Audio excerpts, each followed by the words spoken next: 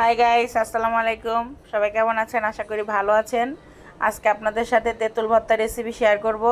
ভর্তাটি তৈরি করতে আপনাদের পাটা পোতা কিছুই লাগবে না, হামার দিস্তাও লাগবে না। শুধুমাত্র একটি মগ থাকলে আর একটি রুটিবালা বেলনা থাকলে আপনারা এই ভর্তাটা বানিয়ে খেতে পারবেন।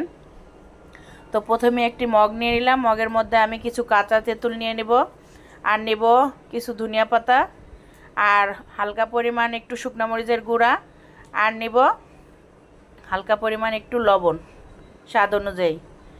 এবার একটি রুটিবালা বেলনো দিয়ে সুন্দর মতো মগের মধ্যে আমি এটা ভালো করে ছেঁচে ভর্তাটা তৈরি করব। আপনার যদি কারোর উপর রাগ থাকে তাহলে সেই রাগটা আজকে এর মধ্যে ঝেড়ে দিবেন।